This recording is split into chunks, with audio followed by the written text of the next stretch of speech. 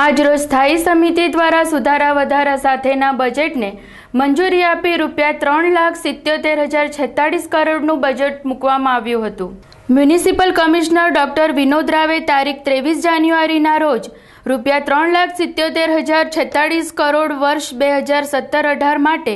Draft budget સ્થાયી સમિતિમાં રજૂ કર્યું હતું। આ બજેટમાં પીપીપી ધોરણે મોડલથી પાલિકાને આગામી 3 વર્ષમાં 2,000 કરોડ રૂપિયાના રોકાણની દિશા બતાવવામાં આવી હતી,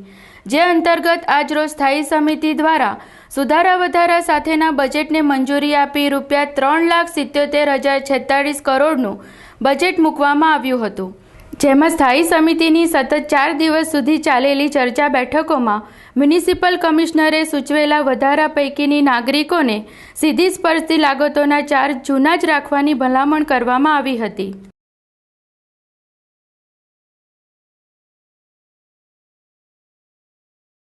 કમિશનરશ્રીએ જે બજેટ સ્ટેન્ડિંગ કમિટી તરફ રજૂ કર્યું હતું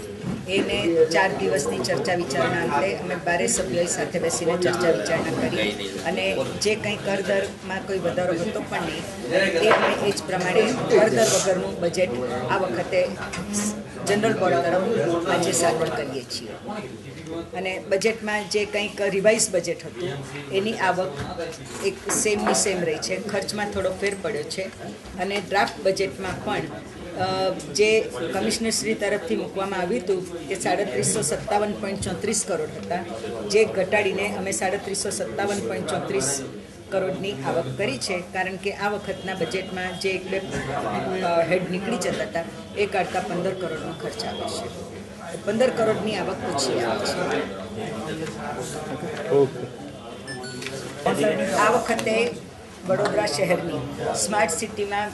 સિલેક્શન થયું છે, એટલે સ્માર્ટ સિટી અંતર્ગત આપણે એરિયા બેઝ અને પાન સિટી પ્રમાણે એનો વિકાસ કરવાના છીએ। એરિયા બેઝમાં આપણે સ્ટેશન વિસ્તારનો, ફતેગંજ અને અલકાપુરી વિસ્તારનો વિકાસ કરીશું। અલકાપુરીના વિસ્તારમાં આજે પણ આપ જોઈ શકો છો કે રોડ રસ્તા પહોળા કરવામાં આવ્યા છે, જેથી કરીને ત્યાં ટ્રાફિકની સમસ્યા હલ થાય, ટ્રાફિકમાં અડચણ ન થાય અને લોકોને પણ ટ્રાન્સપોર્ટેશનની સુવિધા મળે। સ્ટેશન વિસ્તારમાં એક ટ્રાન્સપોર્ટ હબ બનાવવા માંગીએ છીએ અને સાથે સાથે એક સિટી સ્ક્વેર બનાવવા માંગીએ છીએ। જ્યારે પાન સિટી બેઝ જે પ્રોગ્રામ જે લઈશું એમાં આપણે દરેકે 4 ઝોનમાં 4 ટ્રાન્સપોર્ટ સ્ટેશન બનાવીશું, જેથી કરીને